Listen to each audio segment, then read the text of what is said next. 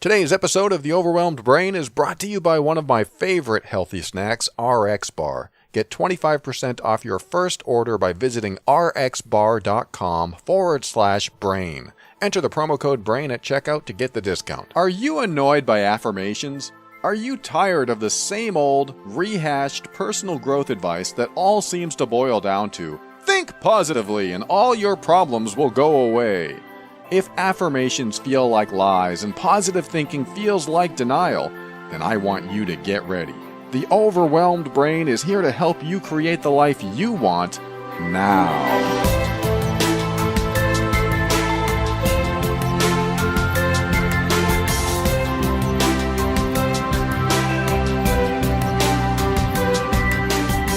Hello and welcome to The Overwhelmed Brain. I am Paul Coliani, a personal empowerment coach, and this is the show where I read your questions and help you tackle life's toughest challenges.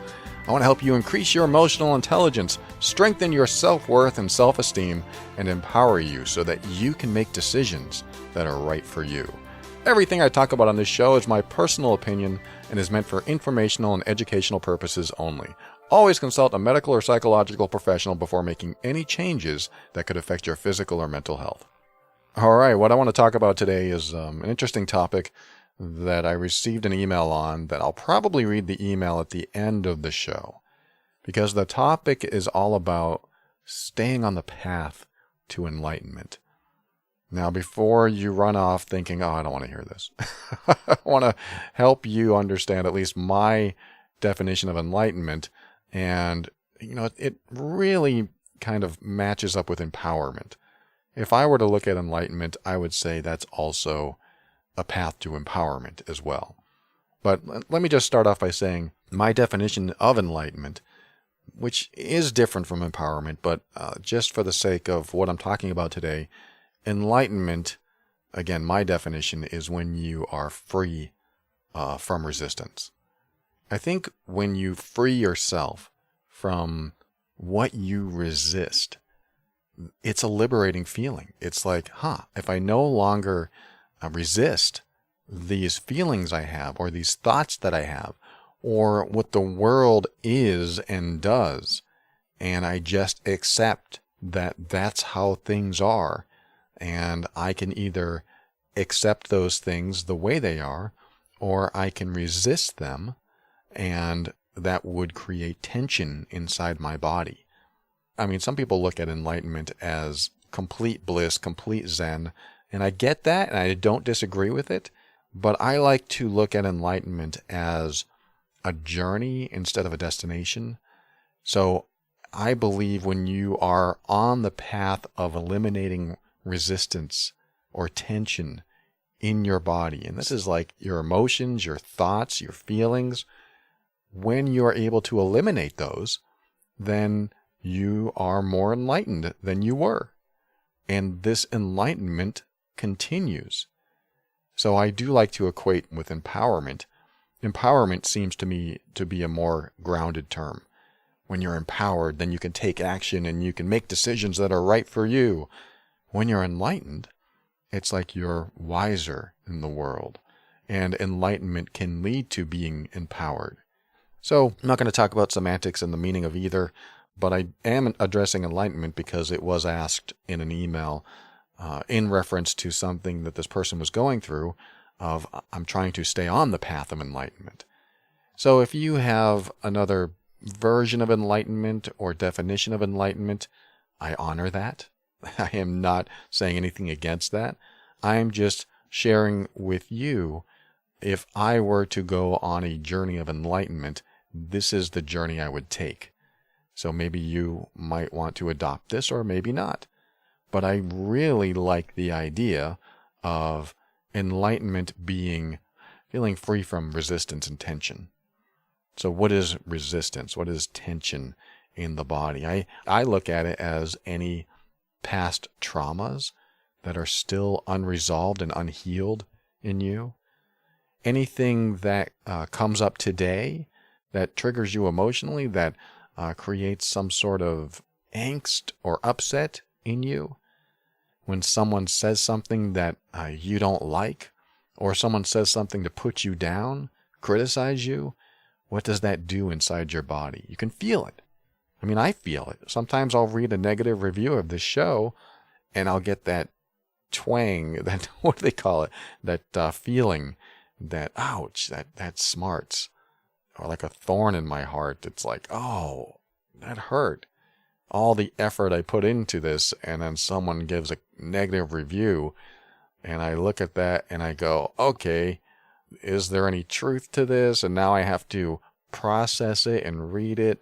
And I think that's how a lot of us are built. I'm not saying everyone, because some people can handle it. And I can handle criticism, absolutely, because I end up reading it on the show and processing it pretty much on the fly, so I can make sure that I'm not repressing it. Because you don't want to repress criticism. You don't want to repress it and go, oh, that hurts so much. I'm just going to hold it in and let it damage my self-worth and self-esteem. Because that's what criticism does, right? Somebody puts us down, and if we don't express ourselves and go, hey, that's not right, you disrespected me. Or, hey, let's talk about that. What you just said may have some truth to it, and I need to learn something about myself. How often do we do that? But when we can do that, I believe that's an enlightened perspective. So, like I was saying, I'll read a critical review of my show. Doesn't happen often, but when it happens, I'll go, ouch, oh, what is this?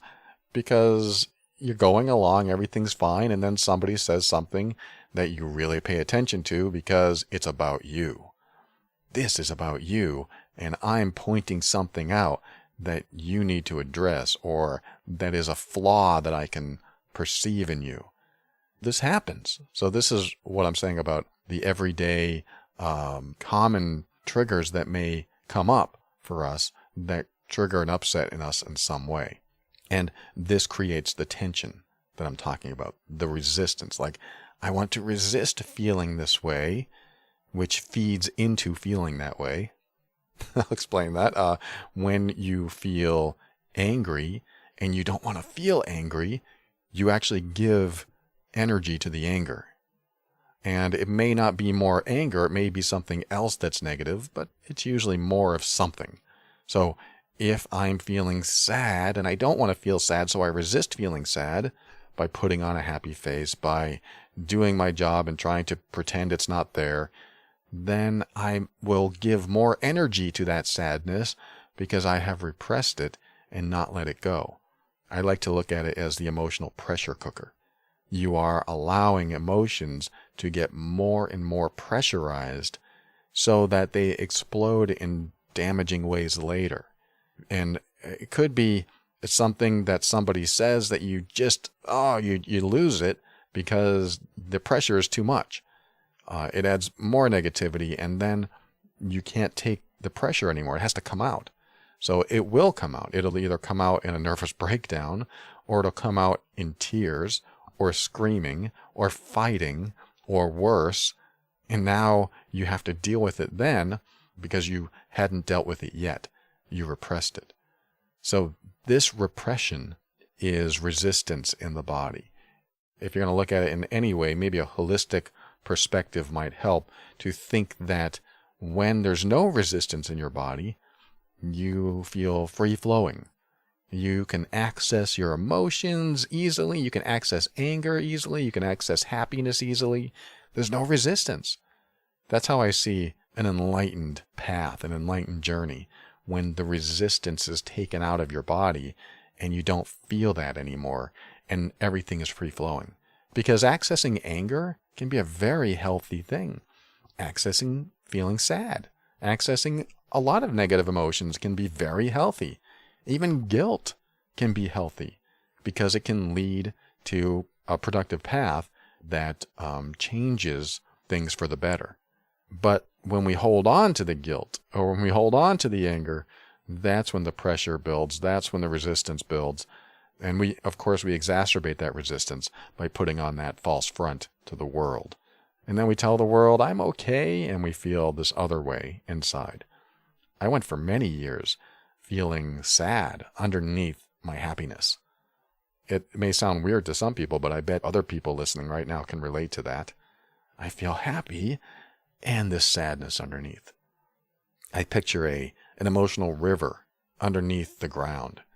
like there's water flowing under there. But if this emotional river contains sadness and anger and despair and all those other emotions, that's always there until you're able to let it out or express it or process it and release it. Everything I'm talking about has to do with the pressure, the tension, and the resistance inside of you when you hold down negative emotions.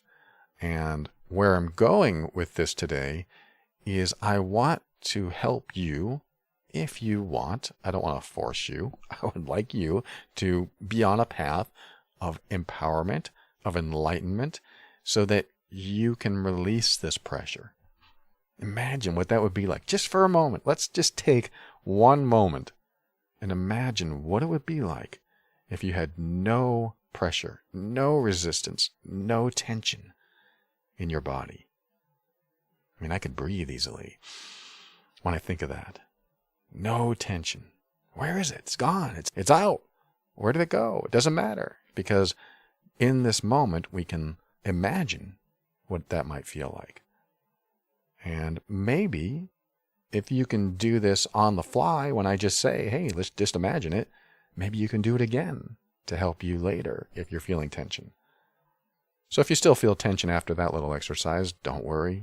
That's normal. That's common, because it's sometimes hard to release and relieve yourself of many, many years or decades of tension.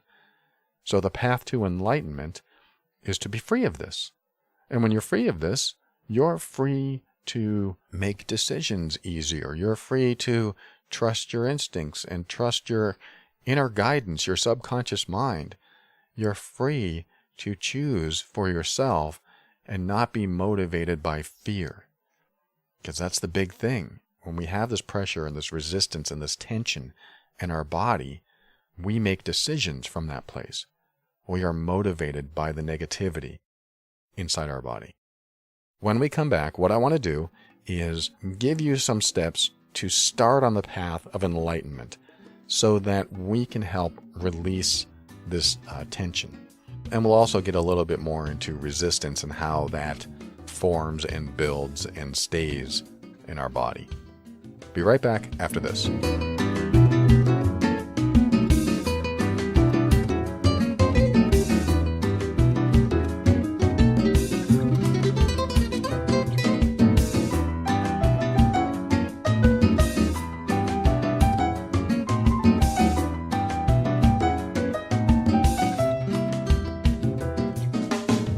How often do you hear the term nutritious and delicious in the same sentence? Seriously, all the time, right? It's all marketing, but how often is it true? I'm having a food love affair with my RX bars, the nutritious and delicious whole food protein bars that really do the job between meals. And I've also used it as a replacement for breakfast when I just didn't have the time to make anything as I walk out the door. I'm not saying you're supposed to do that. I don't think you should skip breakfast, but sometimes in a hurry it's better to have something healthy in your stomach than nothing at all. RX bars are just what you need for that on-the-go snack.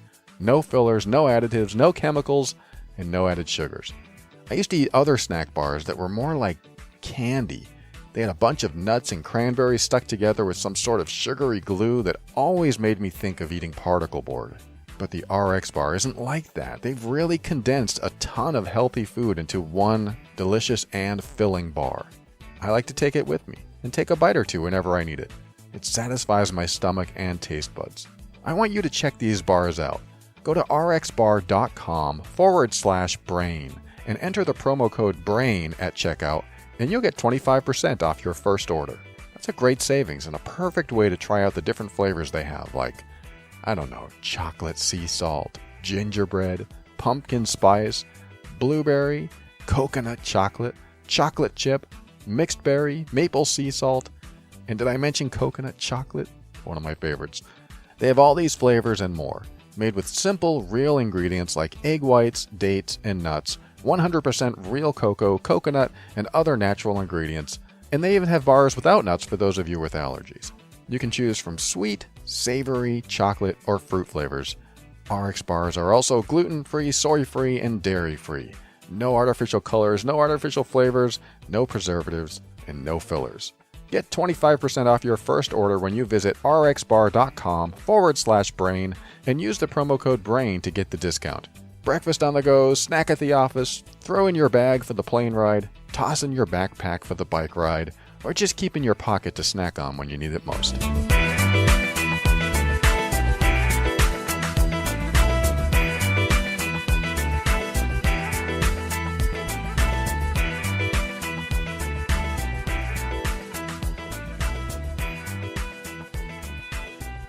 All right, welcome back. To start this next segment, I want to talk about how to get on the path of enlightenment. But in order to get on the path, to start the path, you need to understand resistance and how it forms and how it stays in your body. So resistance is anything you didn't prefer existed. Probably a simple way to put it. It's wanting something to be different than it is, but not accepting that it will never be different. So you come to a resistance when you think that something won't change and you want it to change. Like, oh, the world economy won't change and I want it to change, so I feel this resistance to the way it is today. Or there's so much violence in the world and I want it to change, so I feel this resistance to the way it is. This is how resistance can form in your body. Resistance is also being attached to an outcome. We get attached to way too many things. And I'm not talking about like material things. I mean, we get attached to the idea that life has to work out a certain way or we'll be unhappy. We can become attached to a specific job and believe that that job is the only path to a fulfilling career. We can become attached to the need to be viewed by others in a certain way. And for those of you dealing with social anxiety and fearing being judged by others, you are attached to how people perceive you. And so these attachments are really something that holds us back in life. And we feel these resistances, which is pressure in our body. And those resistances are us in conflict with what is. For example, social anxiety. For those of you who experience social anxiety in the form of, I'm afraid to be looked at by people, judged by people, your anxiety is a resistance to what exists, what people do anyway. People judge us all the time. We judge others. It just happens. Our brain works this way. Some judge more harshly, some judge covertly. It just is. And if you can let go of your resistance to what is, then you let go of the attachment you have to that resistance. So that puts you in a better space in situations where you would have become anxious. And not being anxious is letting go of your resistance to what is. Don't worry, I won't convolute the rest of the segment like this. But I think you get it. I think having the ability to let go of these things, to let go of these attachments to what you want as opposed to what is really an enlightening process. It empowers you. What would happen if I let go of the resistance to people judging me and I just allowed it? That frees me. That liberates me. I feel so good when I do that. In fact, that was one of my parameters for making this show. Well, parameter is probably not the right word. Criteria, personal growth steps.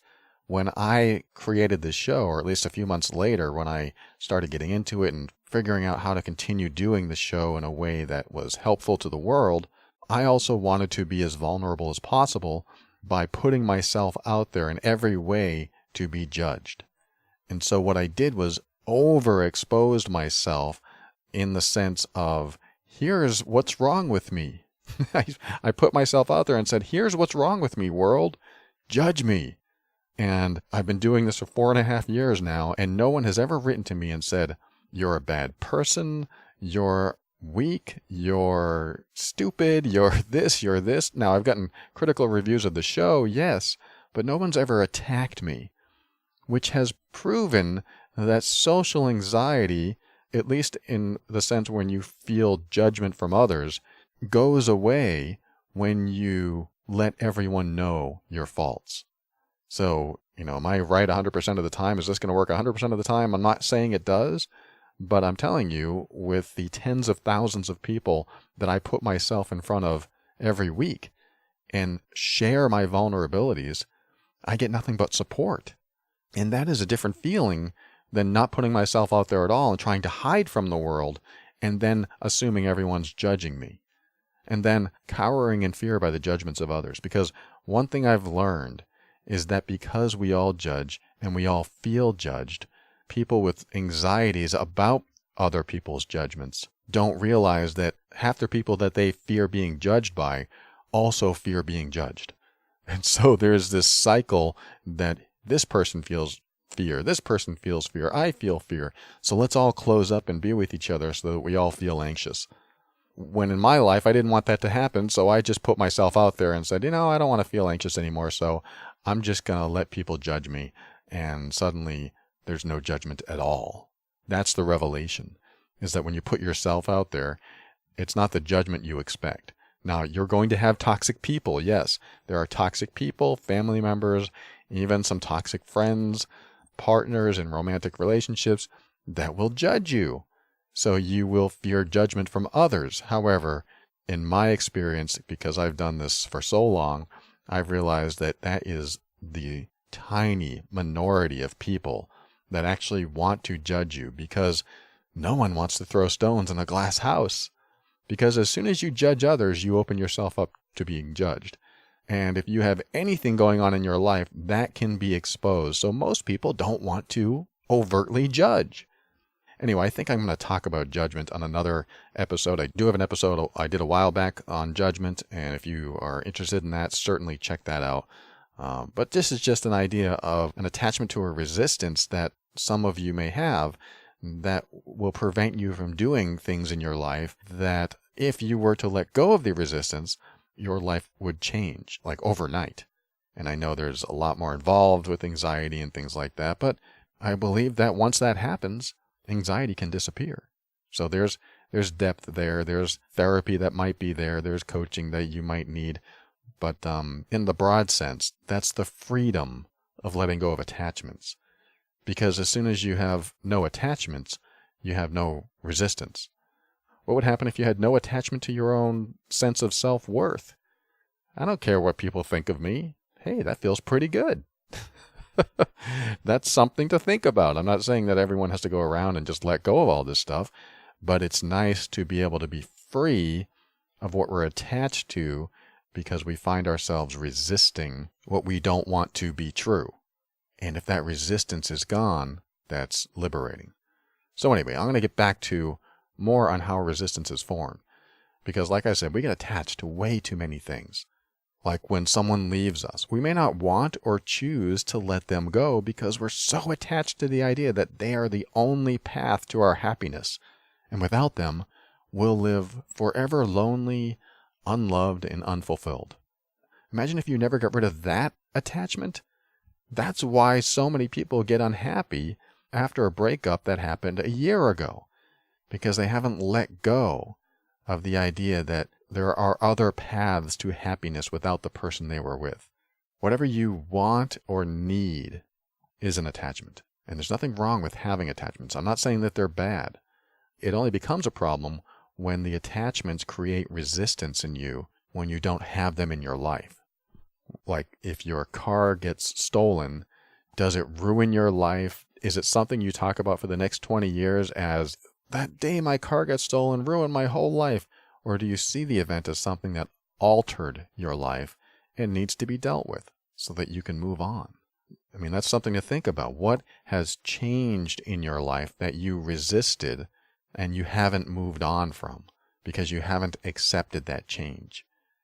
When you let go of the attachment to that change, when you let go of the attachment of not wanting that change, the attachment to the resistance to that change, suddenly life feels better. And we're going to talk about how to let go of attachments and let go of this resistance shortly. If you've ever said, I don't like where I am today, or I don't like something about myself, or even, I wish things were different, but you took no action to change those things, you're not on the path to enlightenment as I define it. And I don't want to leave you hanging, so let's talk about the path to enlightenment. Let's talk about how to become empowered and how to let go of these resistances, how to let go of our attachment to being resistant, which creates the pressure in our body. I mean, it toxifies your body, doesn't it? I mean, think about a past trauma or event that you went through that you didn't want to happen, and you resist that it did happen because you have these feelings about it. And if you have any negative feelings about it, there's a resistance in there. When you think about these events, this is what I'm talking about. This is the attachment to the resistance to what happened, instead of just seeing it as it is. And I'm not putting you down. If you have something serious that happened in your life, some traumatic or abusive event, and it's still affecting you today, it is absolutely valid and real, and you haven't found a path to healing yet, you haven't found a way to release it yet, I totally understand that. That is a real situation, and even the most enlightened people in the world can still have emotional triggers that come up. I have emotional triggers that come up every now and then, and I got to deal with those, but this is all part of the journey. This is the path. In my opinion, there is no destination of enlightenment, otherwise you'd be dead. I mean, there'd be no more challenges, there'd be no more stress when you're not here to experience the world, all the success and the failure that it contains. Then you're always on the path to enlightenment. But I would rather be on the path to enlightenment than be enlightened, because that means there's still life left to live and there's still things to look forward to. Imagine that. You're there, you're completely enlightened, nothing to look forward to now. You're just there. Some people might think, that's great, that's where I want to be, I have so much stress in my life. I get it. But when you have something to look forward to and you have something to build yourself up toward, your life becomes more meaningful, more fulfilling, and you feel like you have purpose, you feel like you have value here. I want you to feel like you have value. So let's start on this path, or at least continue the path if you're already on it. One of the things I want to say about the path to enlightenment is, if you've ever said to yourself or told a friend, I don't like where I am today, or I don't like something about myself, or even, I wish things were different. If you've ever said any of those things, but you took no action to change that about yourself, then you're not on the path to enlightenment, as I define it.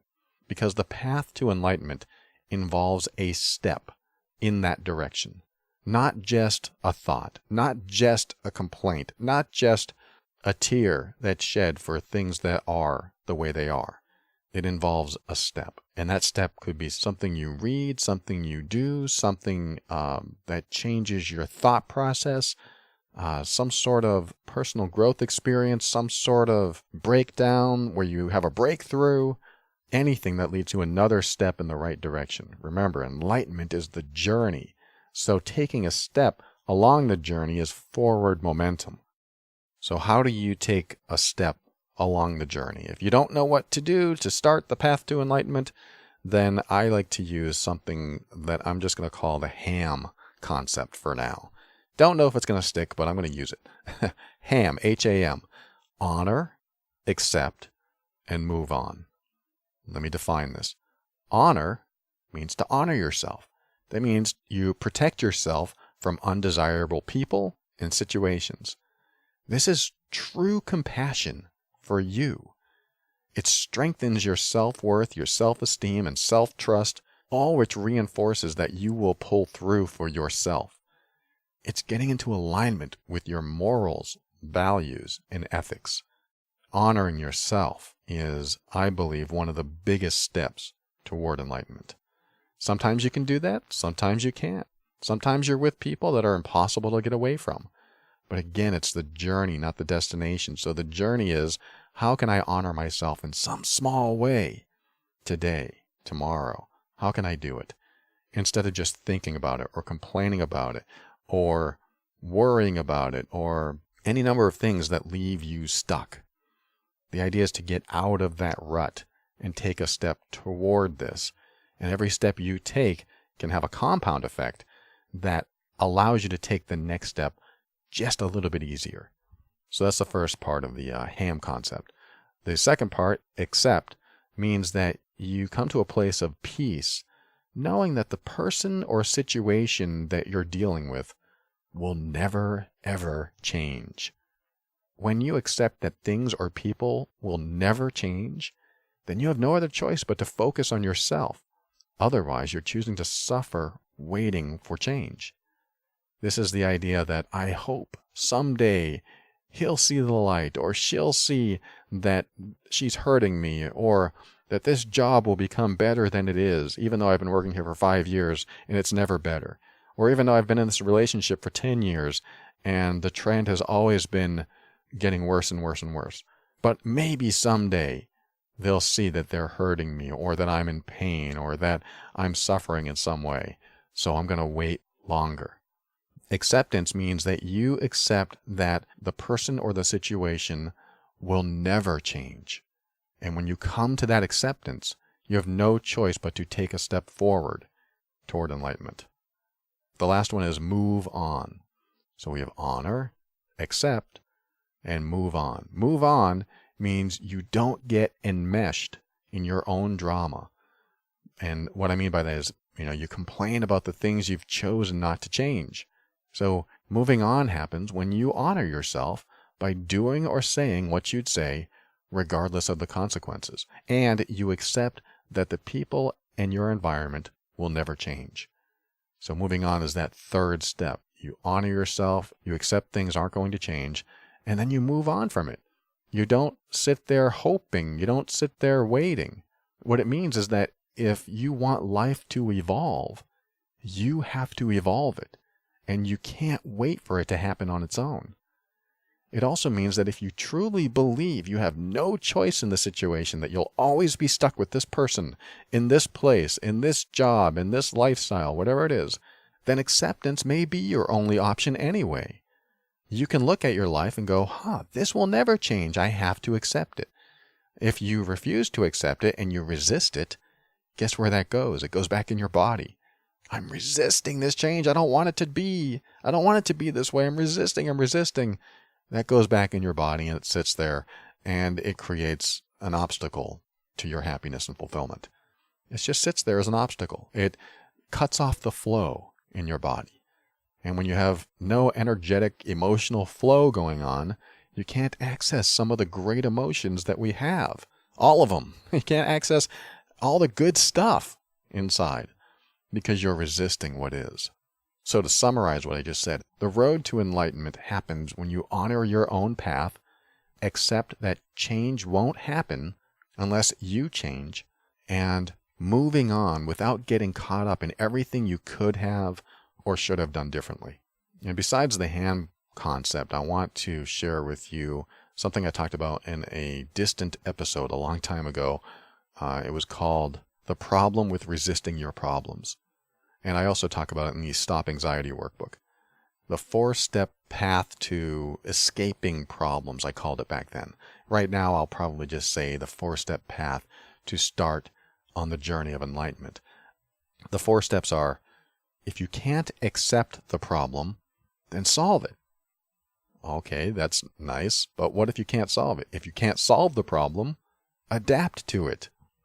Okay, what if I don't want to adapt or I can't adapt to it? If you can't adapt to the problem, walk away from it. And if you can't walk away from the problem, accept it. You can see how it loops back. And you can also see how I don't let you get out of the loop until you comply with one of these principles. You have to comply. If you don't comply, the resistance stays and the problem stays. This may be a hard concept for some people to follow through with because it brings closure.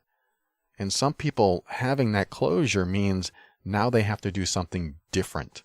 Now they have to change their life in some way, which might mean a scary step in a direction they don't want to go because it's the great unknown. Or it's the feared known, and they believe they know what is on the other side, but it's almost always not true. It can be true.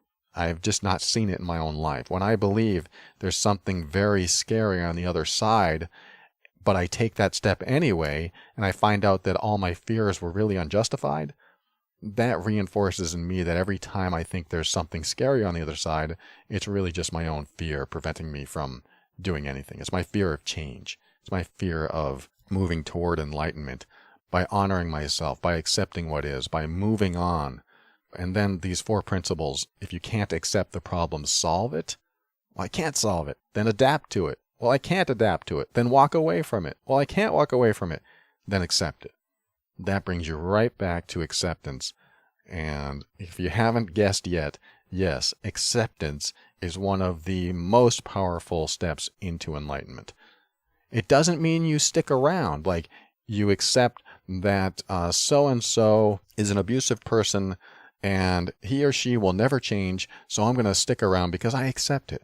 No, because what's the first step to enlightenment in the Ham concept? It's honor yourself. And honoring yourself means you must not be around toxic people, or you must resolve the toxicity in the relationship. Doesn't mean you have to leave every toxic person in your life. It just means you find a way to resolve it.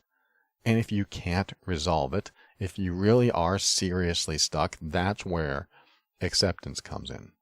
And there are things that we don't want to accept. But what happens when you accept is that the resistance goes away. And when the resistance goes away, then your head clears up, the fog goes away. And when the fog goes away, you actually might think about steps out of the problem, instead of being so locked inside the problem that you can't get out of the problem. You feel like you can't. But once that resistance is gone and the fog lifts, now you think differently. Now you have a different outlook because you're not so focused on what you're resisting. And the idea behind having a resistance inside of you is having something that hasn't reached closure. It's something that you have some sort of unfinished business inside of you. If you went through some sort of trauma, there's unfinished business in you that trauma hasn't been resolved yet. So this doesn't necessarily get you healed from trauma, but it does help you start moving on so that the healing can begin. Because sometimes we get so stuck in our past trauma that we never move forward, and we stay stuck for years and years, and we wonder when life is going to work out for us. It does take some really sometimes scary steps that we need to move into. But if you follow these, if you really follow these, the chances that empowerment will show up and even enlightenment will show up in your life are much greater. The path to enlightenment is reaching that closure inside of you so that you can feel peaceful with it. Or if you refuse to accept something or walk away from something or adapt to something, then you end up creating your own suffering. For example, my mom was with my stepfather for 40 years, and he was an abusive alcoholic. He's definitely very toxic, not only to her, but to the entire family. If any one of us was around him, we felt it. We felt the resistance build in us. I don't want him to be that way. I want him to stop drinking. I want him to treat my mom right. I want my mom to leave him. All these resistances to what was. And I didn't want it to be true, and neither did any of my siblings. But she stayed with him. No matter what we said to her, she stayed with him. And the day I let go of my resistance of her staying with him and him being who he was very freeing. I was able to talk to my mom in an entirely different way where she didn't feel my resistance to her choices. That really improved our relationship. We became best friends after that because I pretty much stopped telling her what to do. And I tell you what, when you do that with someone, they have no choice but to reach into themselves and figure out what they want to do for themselves in their life. Because the day I let my mom go and stopped resisting her decisions in life was the day she no longer had to focus on what I wanted for her. She had to focus on what she wanted for herself. Totally different experience. It really improved our relationship. I highly recommend it because it's just a lot of work if you don't. It was a lot of work for me to resist her relationship with him. But when I let it go, she could share anything with me. She could share all the bad stuff that he did, and I would just be a shoulder to cry on. And that was fine with me because I let it go. And like I said, that is a liberating feeling. And you show up differently when you do that. When you let someone go and give them the choice to make choices for their life, to live with their choices that they made in their life, that frees you to show up more authentically, more caring, more supportive, even though you may have been supportive before, but in a way that's not in any way trying to control them. It also lets them take the reins of their own life instead of focusing on how they're going to defend themselves from your words, your actions. It's a totally different experience, a totally different relationship when you show up this way. So when we come back, I'm going to finish what we're talking about by giving you some solid practical steps that you can start taking. If you haven't gotten anything yet, stick around. I'm going to give you some very practical steps to follow, and soon you'll be on the path to bigger and brighter enlightenment. How's that for a claim? Be right back.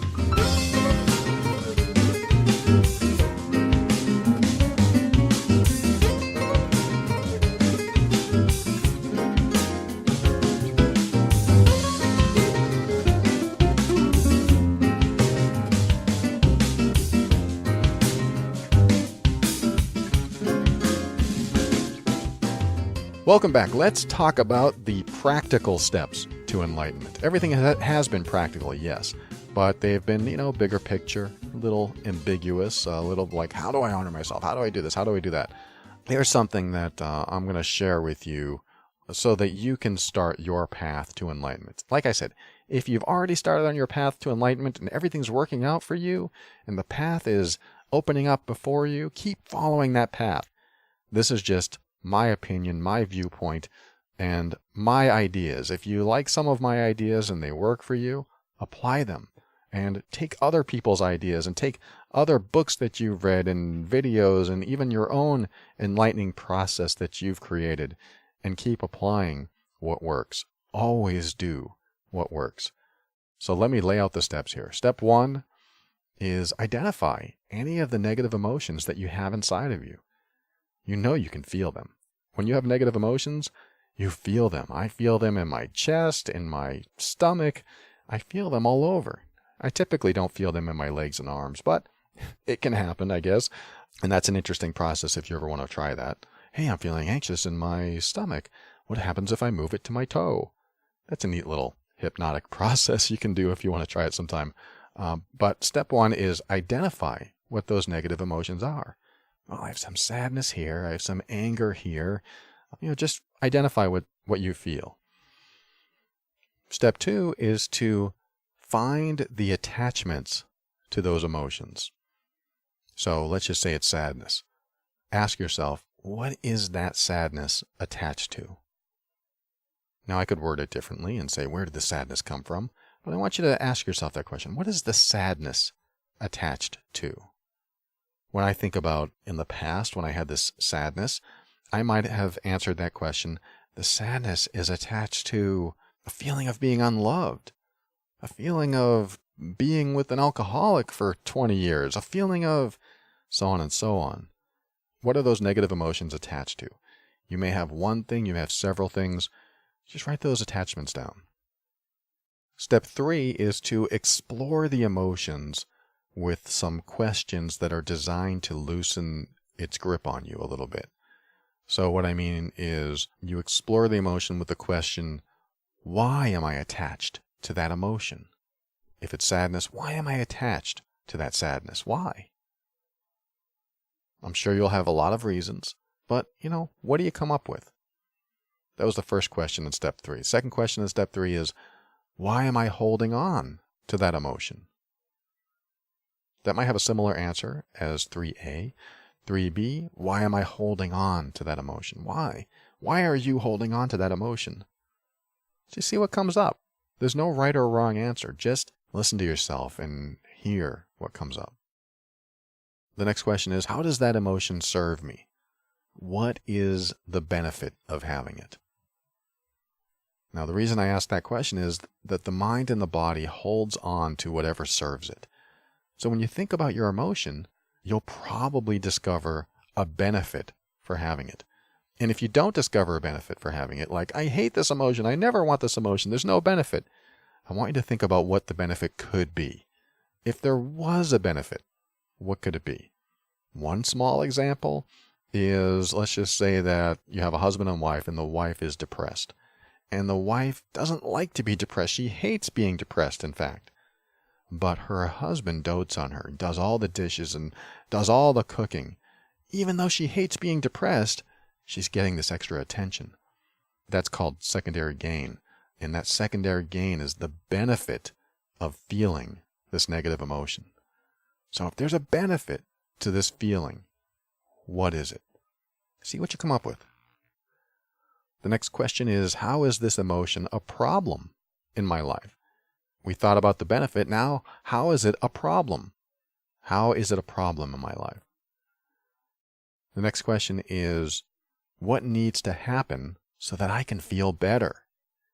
Now, this is a broad question. What needs to happen, if anything could happen at all? What needs to happen so that this emotion disappears, so that I can feel better? This is kind of like the magic pill concept I talked about, I don't know, like a year and a half ago, where I shared that I was driving along one day and I felt this sadness come over me. And I was like, what's this sadness? Where did this come from? I had no idea what it was about. And so I thought of a process. Well, if I had a magic pill that I could make this sadness go away, what would that pill do? And immediately what came to mind was it would put me in bed so I could sleep. And I thought, really? I mean, that's how I get rid of the sadness? And so I tried it on. I pretended that I was in bed sleeping, and I checked in with the sadness, and it wasn't there. And I go, that's strange. So getting more sleep helps the sadness to dissolve, to go away? And the answer was yes.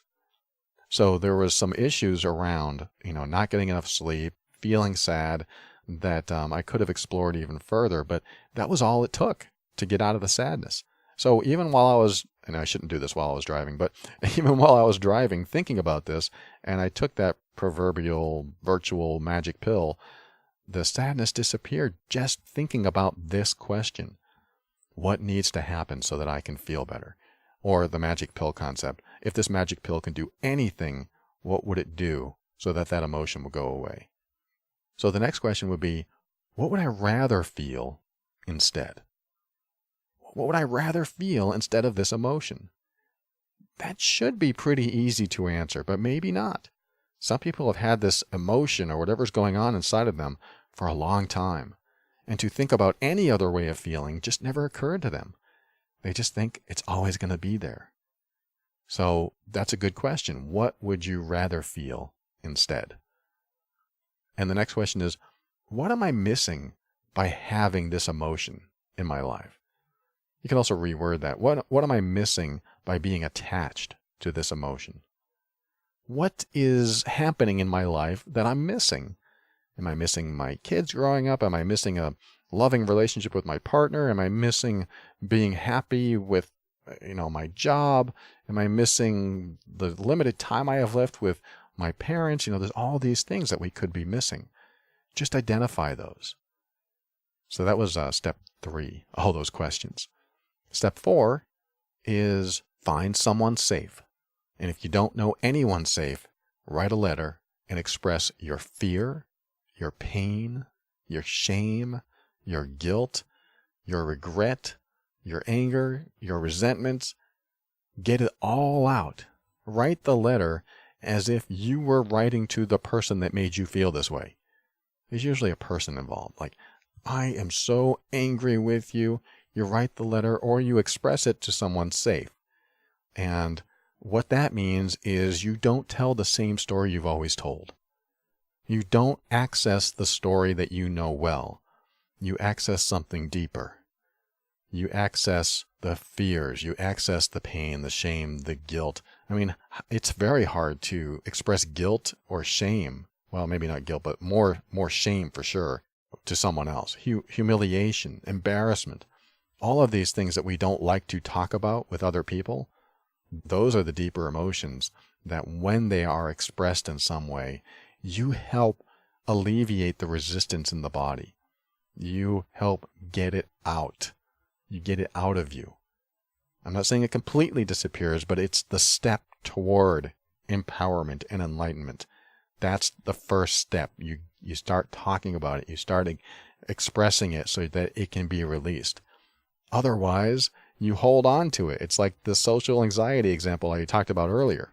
You walk into a room full of people and you hold on to your attachment to your resistance to being judged, and you never let it out, so you walk around with it all the time. And one of my techniques for getting over social anxiety is to find someone in the room that you probably are afraid to talk to or anxious about, or anyone in the room, really, whether you're anxious about them or not, and just tell them, hey, I'm feeling anxiety. When you can actually express this fear inside of you, it breaks the ice, it alleviates it just a little bit, just talking about it. It's like that first date, you're both nervous and you finally go, you know what, I don't know why I'm so nervous, but I just am. I think I should be old enough to be able to handle a first date like this, so I feel kind of silly that I'm nervous. You're expressing the experience in the moment, which also relieves the other person because they're most likely experiencing the same thing. Oh, I'm so glad you said something. I'm feeling nervous too, and I feel so silly. I'm 48 years old, and I should be able to get through a date without feeling so nervous. Oh, I just feel so much more comfortable now that we've talked about it. That's a great way to relieve anxiety for the person who becomes anxious. But that's the whole idea behind this step 4, which is to express your fear, pain, shame, guilt, and regret, resentment and anger, and anything else that's in there, so you get it out so it's no longer trapped, so it's on the table to be dealt with. It's a step into vulnerability, but it's also a step into enlightenment. And number 5 is to use the HAM plan. Again, I don't know if that term's going to stick, but it works. Honor yourself, accept that only you can change, no one else can, and move on by getting out of the self-imposed trap of complaining about what you can't accept. That's the idea, is you want to get out of this trap. And I hate to use the word complaining. I don't really mean complaining, but just when you have things going on in your life, you might complain to yourself, like, I hate this, and you have a self-talk. I hate that this is part of my life. I hate that this is going on. You want to get out of that trap of the negative self-talk or the complaining about what you can't accept. So you get out by honoring yourself, accepting that only you can change if you want change, and no one else can, and then by moving on. So there are the 5 steps to start on the path of enlightenment. And when you start on the path, in my opinion, you're already enlightened. When you're on that path, when you take one step forward toward enlightenment, you are enlightened. Enlightenment is the journey, not the destination. That's where I believe is the best place to be, is continuing on the journey with all of these resources that we talked about today. Because just doing one thing, honoring yourself, standing up for what you know is right, not that you have to do it in every situation, but in a lot of situations. And when you let people know where the line is and you make it clear what you'll accept and what you won't accept, you honor your path, you are self-compassionate, you are self-loving. When you do all of that, that one thing can change everything. It can help you become accepting. It can help you move on. It's a huge step forward. Now, if you want the quick path to enlightenment, you want to skip all these steps, just think of your biggest fear and face it head on. For example, I used to fear being in debt. I used to fear being out of money. And then for fun, one day I asked God or the universe or whatever, or whoever's out there listening, that I wanted a mystical experience so that I could believe in something greater than which I could see.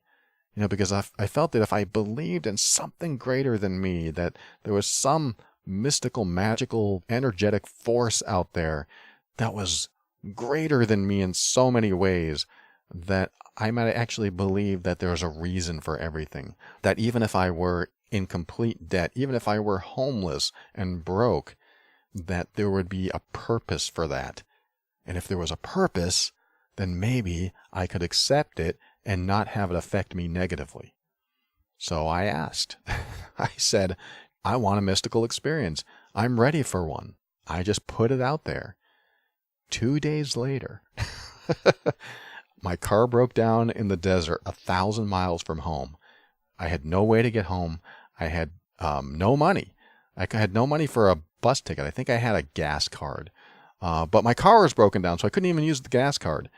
And I was stuck at this service station in Flagstaff, Arizona, not knowing what the hell I was going to do.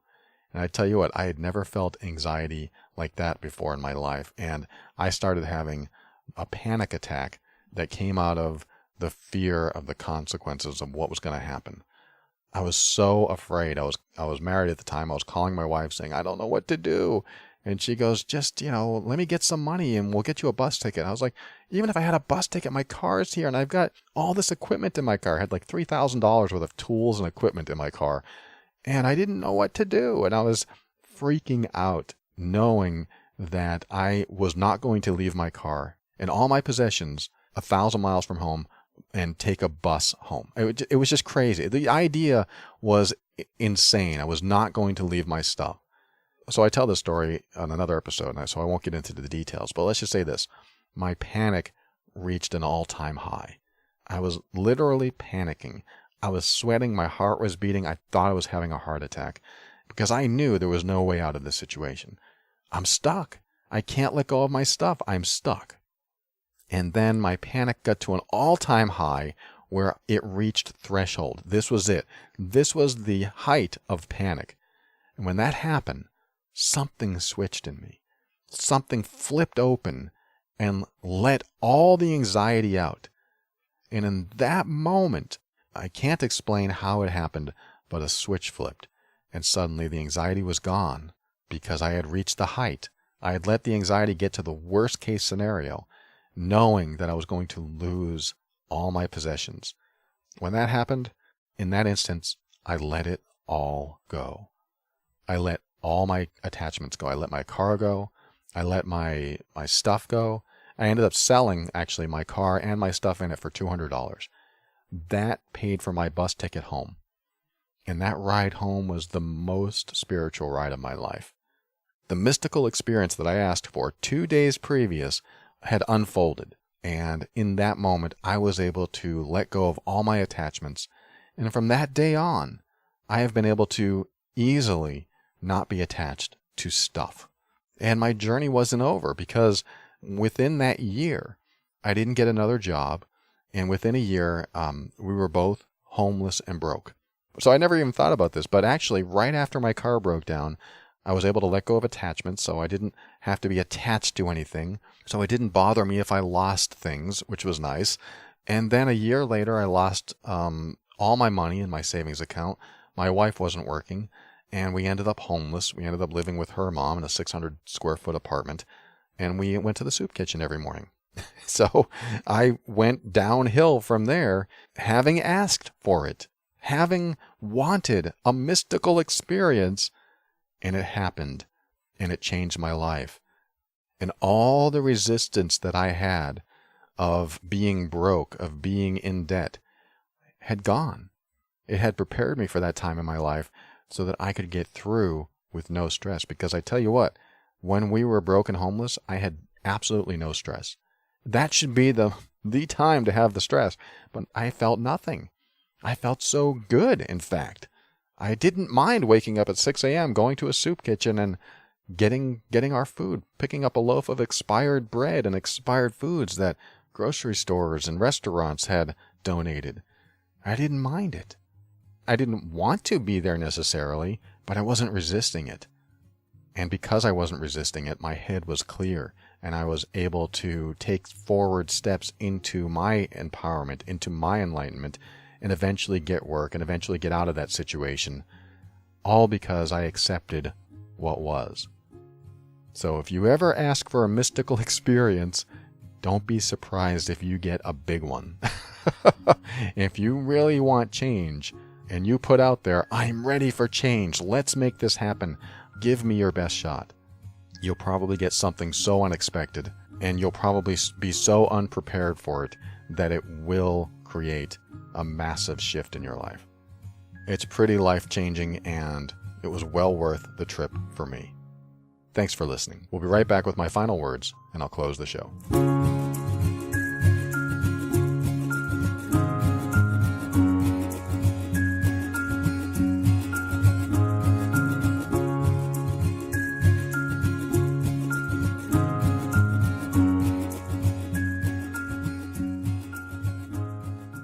Thank you for listening to another episode of The Overwhelmed Brain. I want to thank RX Bar. Get 25% off your first order by visiting rxbar.com/brain. Enter the promo code BRAIN at checkout to get the discount. You're going to love them. And I want to thank the patron members over at patron.theoverwhelmedbrain.com. They are supporters of this show, and they also get the bonus episodes and workbooks, and some people even take the email coaching option, which at this time is currently full. Sorry for those of you on the waiting list, but I do appreciate you reaching out. And if you want to be a part of the patron program and support the show, go to patron.theoverwhelmedbrain.com. And I appreciate you existing patron members. I hope you're getting value from the resources in the program. And I also want to thank you if you use the Amazon link at theoverwhelmedbrain.com. That's another way to support the show. If you're getting value from this show and you like to shop on Amazon, you can do it from my site. Not really. I mean, you click the Amazon button, it takes you to Amazon, and then you can shop for anything you want, and Amazon sends us a few pennies on the dollar for every purchase you make. It's a great way to support the show, and it's also very passive. You can just do it whenever you want. And no show would be complete if I didn't tell you about the Mean Workbook over at loveandabuse.com. The Mean Workbook is for you if you are in a relationship that is just too difficult. Relationships shouldn't be difficult. They should be easy. They should be sharing experiences and going through life together, holding hands, looking at the same sunset, not different horizons where you're on one path and your partner's on the other. That's not fun. And if you're in a relationship that just seems too difficult and you feel like you can't do anything right and you could just never satisfy your partner, there's always this dark cloud hanging over, you might be in an emotionally abusive relationship. I hope you're not, but if you have any thought that you might be or you want to find out if you are, take the Mean Assessment Test. Go to loveandabuse.com and check out the Mean Workbook. It may be just what you need. It's not only an assessment, it's also a way to help you get through a difficult relationship.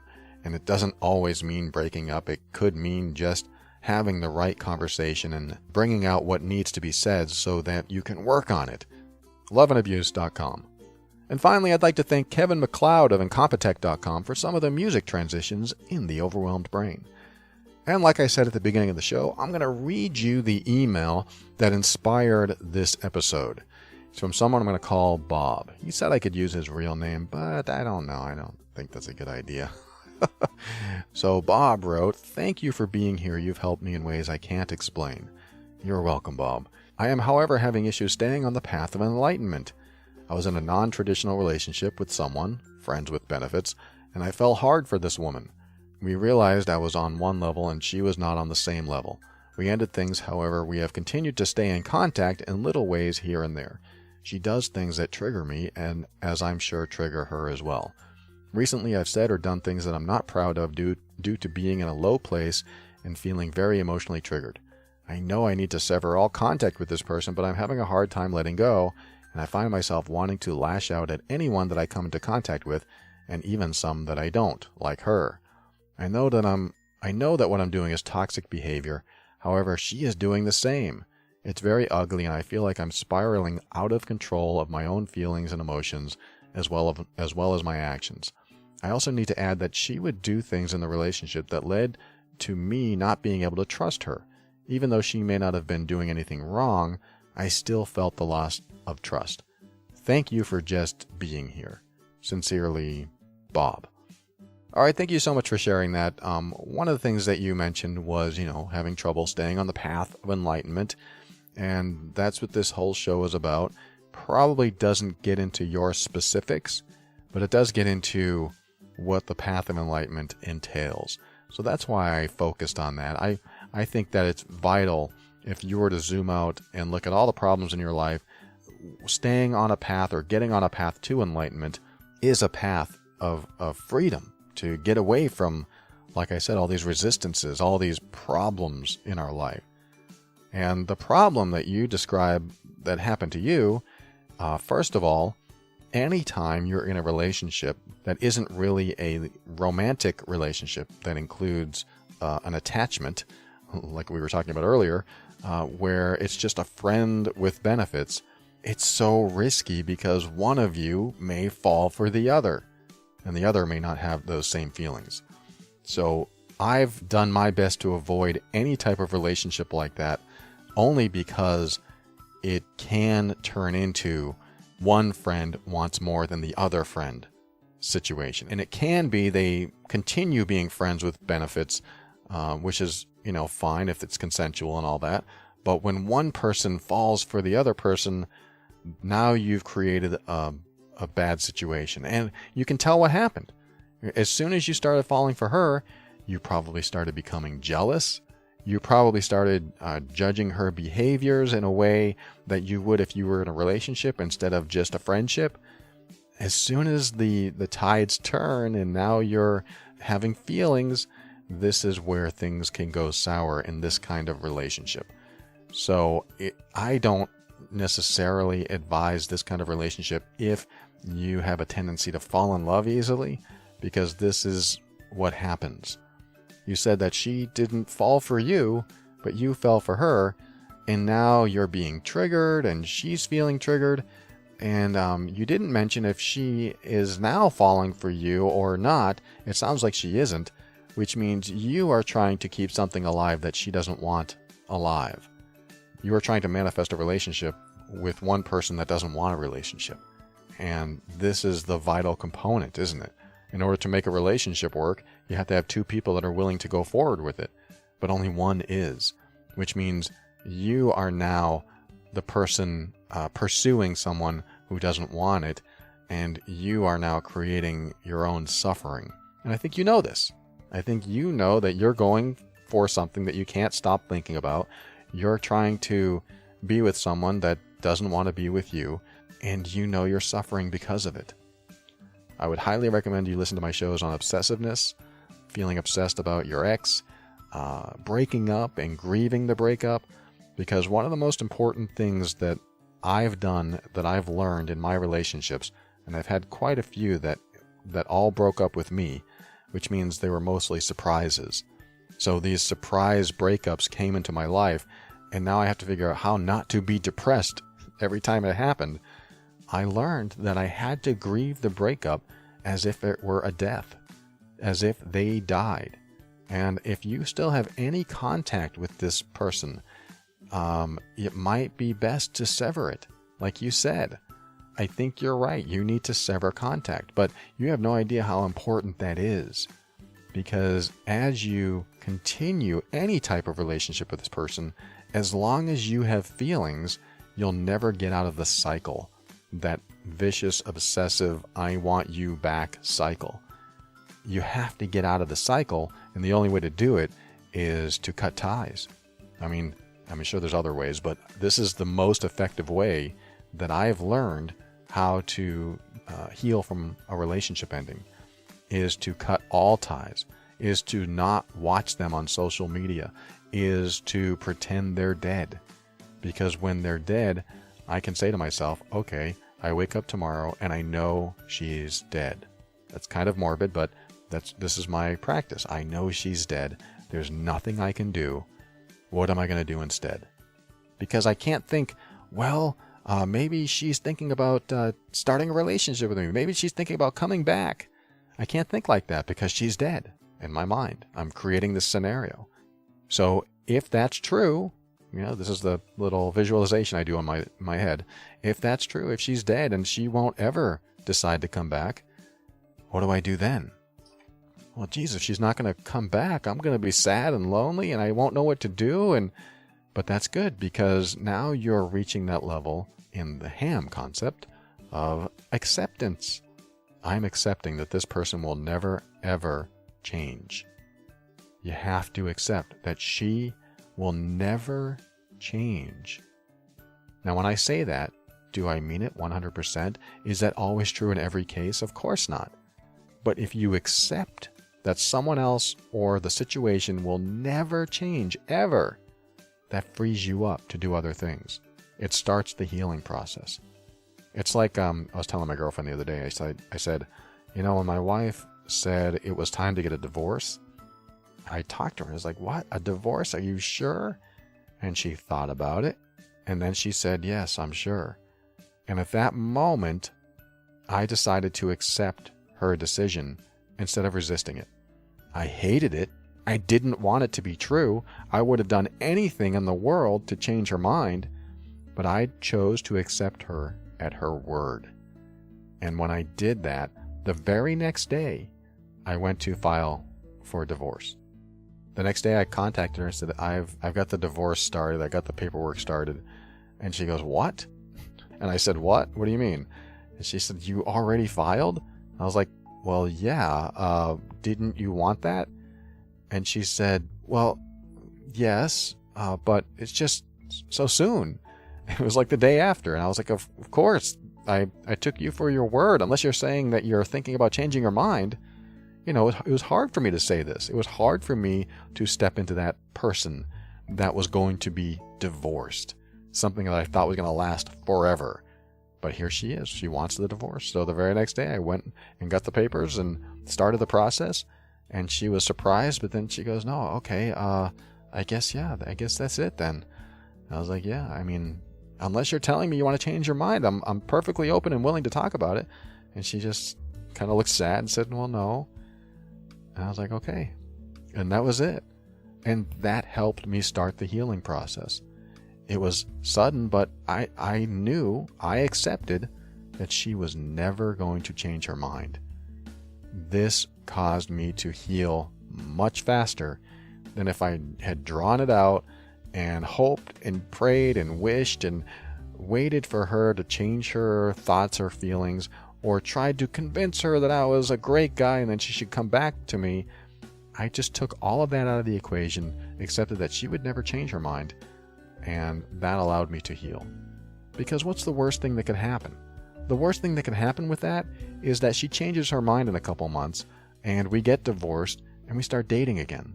I mean, that's the worst case scenario. She changes her mind, and if I had still been game to getting back together after a couple months or 6 months or whatever, then we could still decide to reconnect. But it was very important for me, and I knew this at the time, that if I wanted to start healing fast and not get into some depression and not get into false hope and wallowing in my own pity, I needed to accept that she would never ever change her mind, and then even pretend that she died and that there was no way she would ever come back in that sense. Like I said, it's a little morbid, it's a little extreme, but for me, that's how I'm able to reach closure a lot faster. So that's really all I have for you, Bob. If that helps you, great. If it doesn't, I want you to listen to the episodes I've done on obsession and breaking up and leaving the ex. So you can go to theoverwhelmedbrain.com and look for those things in the search engine, and you'll find them. And I want to thank you, Bob, for inspiring this episode. I appreciate you. I hope things are going better for you. And if they're not, Bob and everyone that's listening, no matter where you are, just keep an open mind. That'll help you step into your power and be firm in your decisions and actions so that you can create the life you want. Always take steps to grow and evolve. You are powerful beyond measure. And above all, and this is something I absolutely know to be true about you, you are amazing.